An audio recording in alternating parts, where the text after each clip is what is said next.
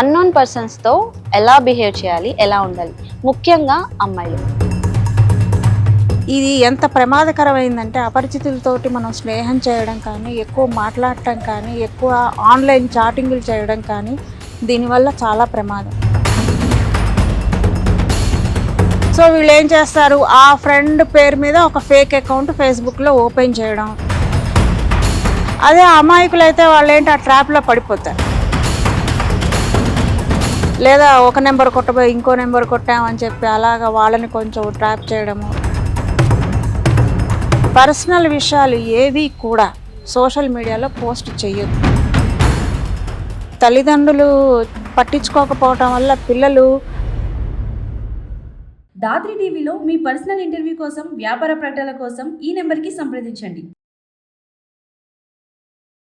నమస్తే మ్యామ్. నమస్కారం అమ్మా, ఎలా ఉన్నావు? చాలా బాగున్నాను మ్యామ్. మీరెలా ఉన్నారు? బాగున్నాను, థ్యాంక్ యూ. మ్యామ్, ఈరోజు మనం తీసుకున్న టాపిక్ ఏంటంటే అన్నోన్ పర్సన్స్. అన్నోన్ పర్సన్స్‌తో ఎలా బిహేవ్ చేయాలి? ఎలా ఉండాలి? ముఖ్యంగా అమ్మాయిలు.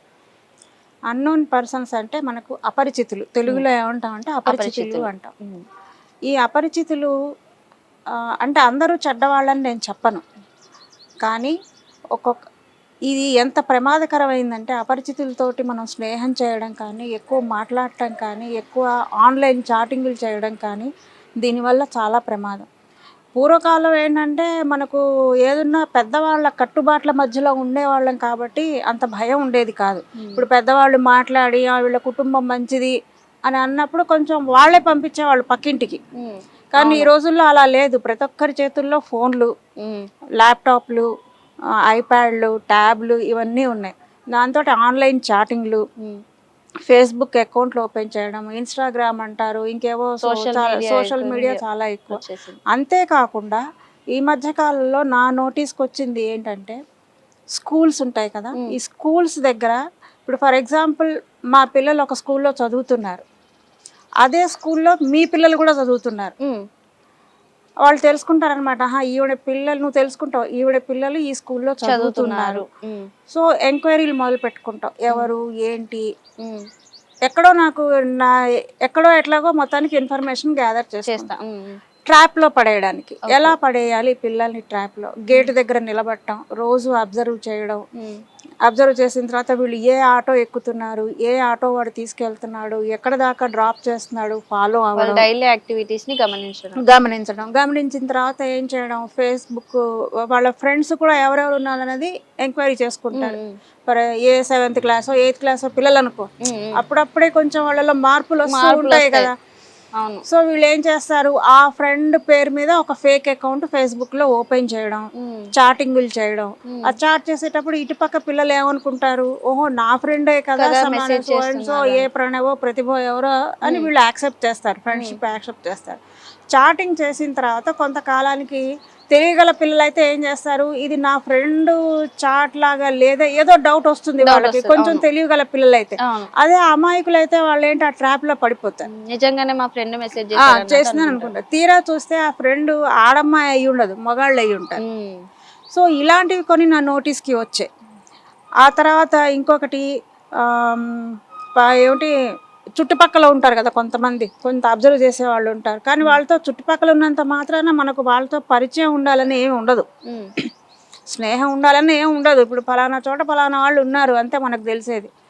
వాళ్ళు గమనిస్తుంటారు పిల్లల్ని కానీ పెద్దవాళ్ళని కానీ, కొంచెం వయసు వచ్చిన పిల్లల్ని కానీ గమనిస్తుంటారు. కాలేజీల దగ్గర బీటు వేయడం, ఎక్కడో అక్కడ ఫోన్ నెంబర్ సంపాదించుకోవడము, లేదా ఒక నెంబర్ కొట్టబోయి ఇంకో నెంబర్ కొట్టామని చెప్పి అలాగా వాళ్ళని కొంచెం ట్రాప్ చేయడము, లేదా ఇంట్లో పేరెంట్స్ మధ్య సఖ్యత లేదనుకో, అది అవతల వాళ్ళకి అడ్వాంటేజ్ అయిపోతుంది. ఇంట్లో కొన్ని వైఫ్ అండ్ హస్బెండ్కి ప్రాబ్లమ్స్ ఉంటాయి, గొడవ పడుతూ ఉంటారు కదా. సో పిల్లలు ఏం చేస్తారు, డిస్టర్బ్ అయిపోయి ఒక్కోసారి ఎవరితోనో ఒకరితో షేర్ చేసుకుంటారు. ఆ షేర్ చేసుకున్నప్పుడు అవతల వాడికి అడ్వాంటేజ్ అయిపోతుంది. సో ఇవన్నీ ఏంటంటే సోషల్ మీడియా కావచ్చు, అపరిచితులు కావచ్చు, మనము సాధ్యమైనంత వరకు మనకు తెలియని వాళ్ళతోటి మన విషయాలు ఏవి షేర్ చేయొద్దు. ఇన్ కేస్ ఇప్పుడు ఫర్ ఎగ్జాంపుల్ మీరు నాకు బయట ఎక్కడో పరిచయం అయ్యారు, మీరు అడుగుతారు మేడం మీ నెంబర్ ఇస్తారా అంటారు. నేనేం చేస్తాను, అమ్మ నీ నెంబర్ నేను తీసుకున్నాను కదా, నేనే ఫోన్ చేస్తాలే అంట. నా నెంబర్ మీకు ఇవ్వడం ఇష్టం లేదు, లేదు. నేనే ఫోన్ చేస్తామా మీ నెంబర్ నా ఇచ్చారు కదా ఇప్పుడు అనేసి వెళ్ళిపోతాను. అంటే ఇలాంటివి కొన్ని అవాయిడ్ చేయాలి. అవతల వ్యక్తి గురించి మనకు తెలియనంత వరకు. ఇంకొక విషయం ఏంటంటే ఏది జరిగినా ఇప్పుడు మీతో నేను మాట్లాడితే నేను మా అమ్మకి చెప్పాలి వెళ్ళి, అమ్మ పలానా భార్గవి గారని ఇక్కడ పలానా చోట పరిచయం అయ్యారు, నా నెంబర్ అడిగారు కానీ నేను తన నెంబరే నేను తీసుకున్నాను అని చెప్పి చెప్తా. అలా పిల్లలు ప్రతి విషయం కూడా పేరెంట్స్తో షేర్ చేసుకోవాలి. షేర్ చేసుకున్నప్పుడు ఏమవుతుందంటే తల్లిదండ్రులు కొంచెం ఆలోచిస్తారు.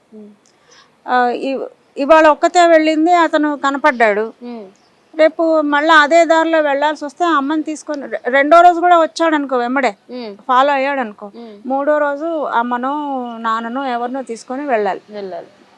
కొంచెం సేఫ్ సైడ్ అన్నమాట.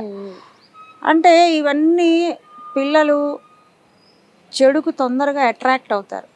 కొంతమంది ఏం చేస్తారు, గిఫ్ట్లు ఇస్తుంటారు, ఆ గిఫ్ట్లకి అట్రాక్ట్ అయిపోతారు పిల్లలు. ఇలాంటివన్నీ కూడా ఏంటంటే జాగ్రత్త పడాలి. తల్లిదండ్రులు ముఖ్యంగా పిల్లలకి చెప్పాలి, అమ్మ ఎవరు ఏది ఇచ్చినా తీసుకోవద్దు, ఎవరు ఏది ఇచ్చినా తాగొద్దు, ఎవరు ఎక్కడికి రమ్మన్నా వెళ్ళొద్దు. ఆ తర్వాత సోషల్ మీడియాలో కూడా కంట్రోల్ అనేది ఉండాలి. పర్సనల్ విషయాలు ఏవి కూడా సోషల్ మీడియాలో పోస్ట్ చేయొద్దు. అదొకటి. ఇంకొకటి ఫోటోలు ఒకటి పోస్ట్ చేయొద్దు. అవి ఏం చేస్తారు, వాళ్ళు మార్ఫింగ్ చేస్తారు. మార్ఫింగ్ చేసి కూడా కొన్ని ఇన్సిడెంట్స్ చాలా జరిగాయి. అవి ఇంట్లో తల్లిదండ్రులు కూడా కొంతమంది నమ్మకపోవటం వల్ల పిల్లలు సూసైడ్ చేసుకున్న వాళ్ళు కూడా ఎంతోమంది ఉన్నారు. కాబట్టి పిల్లల మీద నమ్మకం ఉంచాలి. మనం సోషల్ మీడియా పట్ల జాగ్రత్తగా ఉండాలి. అపరిచితులతోటి మన వ్యక్తిగత విషయాలు ఏవి కూడా షేర్ చేసుకోకూడదు. ఎవరైనా పరిచయం అయినప్పుడు మీరు ఇక్కడ ఉంటున్నారా, ఫలానా వాళ్ళు నాకు తెలుసండి అని అన్నారనుకోండి, అన్నప్పుడు తెలుసా అని మనం, వాళ్ళు కనుక కామన్గా మీకు తెలుసుంటే మీరు వాళ్ళని అడగాలి, ఇలాగా పరిచయం అయ్యారు మీరు తెలుసు అని చెప్పారండి, చాలా రోజుల నుంచి మీకు తెలుసట కదా, వాళ్ళు ఎలాంటి వాళ్ళని మనం కనుక్కోవాలి. సాధ్యమైనంత వరకు ఎంత జాగ్రత్తగా ఉంటే అంత దూరంగా ఉండడమే మంచిది.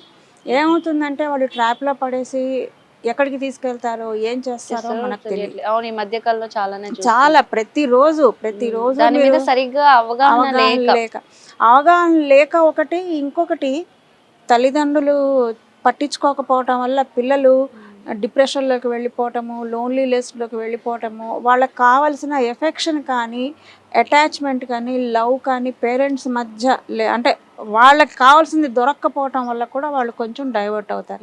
కాబట్టి పేరెంట్స్ కూడా పిల్లల్ని రోజు కాసేపు తమ దగ్గర కూర్చోపెట్టుకొని ఒక హాఫ్ అన్ అవర్ చాలు, ఇవాళ ఏం చదువుకున్నావు, ఎక్కడికి వెళ్ళావు, నీ ఫ్రెండ్ ఇవాళ స్కూల్లో ఏం చెప్పారు లేదా కాలేజీలో ఏం చెప్పారు, ఓకే ఫ్రెండ్స్తో బయటికి వెళ్తే ఏ ఫ్రెండ్తో బయటికి వెళ్ళావు, ఏ సినిమాకి వెళ్ళావు, ఎవరెవరు వచ్చారు, ఇలాంటివన్నీ. అంటే పిల్లలకి ఎప్పుడు కూడా అబద్ధాలు నేర్పించొద్దు, నిజం చెప్పమానండి. ఏదైనా సరే మీరు ఉన్నది ఉన్నట్టు చెప్పండి. పేరెంట్స్ తోటి అన్ని విషయాలు మీరు షేర్ చేసుకోండి. ఇప్పుడు ఏంటంటే మనం ఎప్పుడైతే పేరెంట్స్ దగ్గర ఒక విషయం దాచిపెట్టామనుకో, థర్డ్ పర్సన్ ఎవరో వచ్చి చూసి చెప్తాడు, ఏమండి మీ అబ్బాయిని ఫలానా థియేటర్లో చూశానండి, లేదా మీ అమ్మాయిని ఫలానా లేదా హోటల్లో లంచ్ చేస్తూ చూశానండి. అవునా, మా అమ్మాయి కాలేజ్ కానీ వెళ్ళిందే హోటల్లో, అక్కడ వాడికి దొరికిపోతాం. వాళ్ళు ఏం చేస్తారు, ఇంకొక పుల్ల నెక్స్ట్ టైం వచ్చి ఇంకొకటి యాడ్ చేస్తారు. ఆ అవకాశం అసలు ఇవ్వద్దు. ముందే చెప్పేశారనుకోండి, మాకు తెలుసు అనేస్తాం, అయిపోతుంది. మాట్లాడే అవకాశం ఉండదు.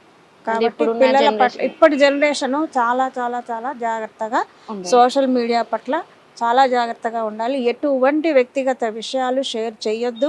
ఈవెన్ ఫోన్ కాల్స్ వచ్చినా కూడా, అన్నోన్ కాల్స్ వచ్చినా కూడా అవి మీరు ఒకవేళ బై మిస్టేక్ లిఫ్ట్ చేసినా కూడా సెకండ్ టైం మళ్ళీ వస్తే అది బ్లాక్ చేసేసి. ఓకే మ్యామ్, నిజంగా ఇప్పుడు మీరు చెప్పింది చాలా అవేర్నెస్ రావాల్సిందే. సో ఎవరైతే సోషల్ మీడియాని ఎంతవరకు వాడాలో నాలెడ్జ్ కోసమే వాడాలి, ఇలాంటి వాటికి ఎక్కువ యూజ్ చేయకుండా ఉండాలని చాలా చక్కగా చెప్పారు. Thank you. నాకు ఈ అవకాశం వచ్చిన ధాత్రి ఛానల్ వాళ్ళకి ధన్యవాదాలు.